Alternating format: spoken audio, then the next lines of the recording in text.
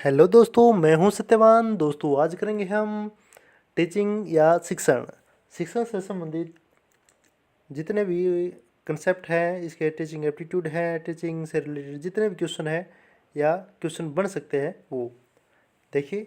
Teaching क्या है? Teaching दी गई विषय वस्तु को जब एक अध्यापक विस्तृत रूप से व्याख्या करता है तो वह टीचिंग कहलाता है, यानी कि शिक्षण कहलाता है।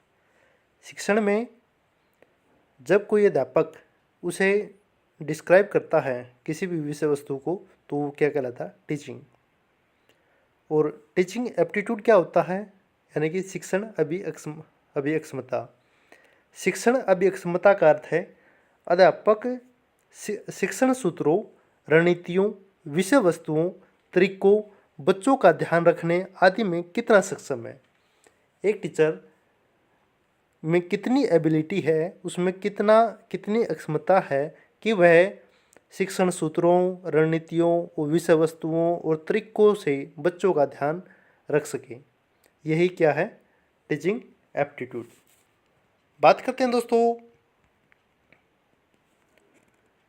शिक्षण के स्तर, लेवल ऑफ टीचिंग। ये इसको हम 3 स्तरों में बांटते हैं, 3 लेवल्स में बांटते हैं शिक्षण के स्तर। जो फर्स्ट स्तर है, पहला स्तर है स्मृति स्तर, यानी कि मेमोरी लेवल। बात सबसे पहले मेमोरी में आती है, ठीक है। फिर है बोध स्तर, इसे अवबोध भी कह सकते हैं, अंडरस्टैंडिंग लेवल।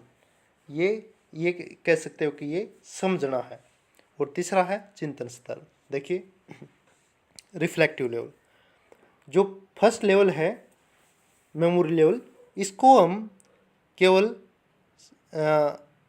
इसे रटत प्रणाली भी कह सकते हैं, रटंत लेवल। ये रटने पर बल देती है। और जो सेकंड है बोध स्तर, ये अंडरस्टैंडिंग यानी कि समझने पर, इसमें हम कोई भी व्यक्ति समझता है। और तीसरा है चिंतनशील या चिंतन स्तर, इसमें आदमी उसका उदाहरण पेश करता है, उस पर रिएक्ट करता है।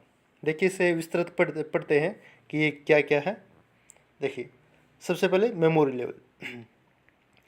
स्मृति स्तर में ऐसी परिस्थितियाँ उत्पन्न की जाती हैं जिससे छात्र पढ़ाई की विषय वस्तु को आत्मसात कर सके। इस स्तर पर प्रत्यास्मरण क्रिया पर जोर दिया जाता है। प्रत्यास्मरण यानी कि रटंत प्रणाली, ठीक है। स्मृति स्तर शिक्षण में संकेत अधिगम यानी कि सिग्नल लर्निंग और चेन लर्निंग पर महत्व दिया जाता है। देखिए,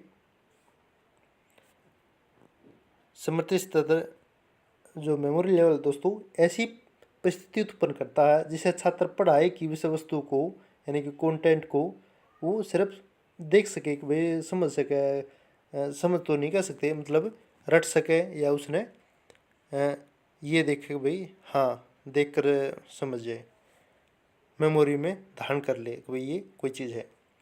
नेक्स्ट है दोस्तों सेकेंड लेवल बोध स्तर यानी कि अंडरस्टैंडिंग लेवल।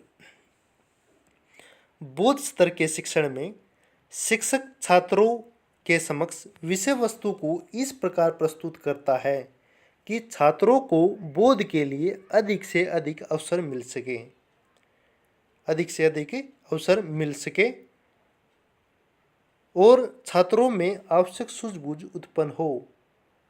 यानी कि अंडरस्टैंडिंग का मतलब सूझबूझ होता है, ठीक है, समझ होता है।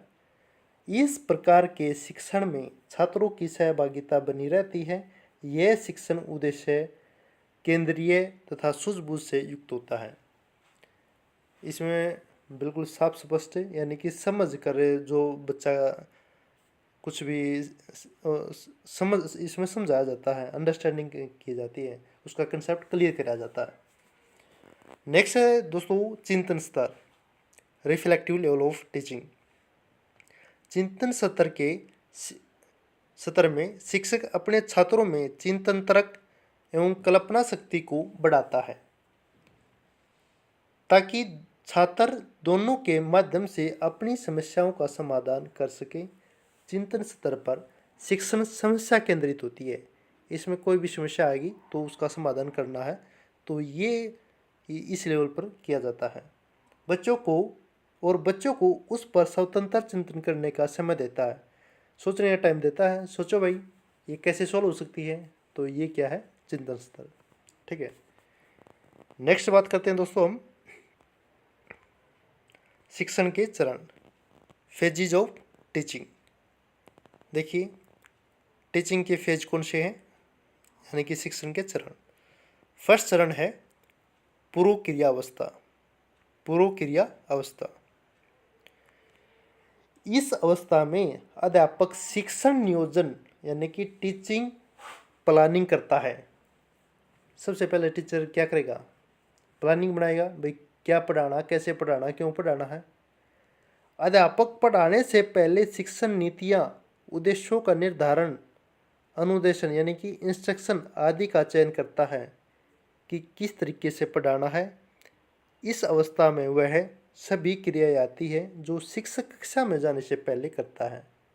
इसमें अध्यापक अपने शिक्षण को सफल बनाने के लिए चिंतन करता है कि भाई बढ़िया से बढ़िया कैसे पढ़ाया जा सकता है।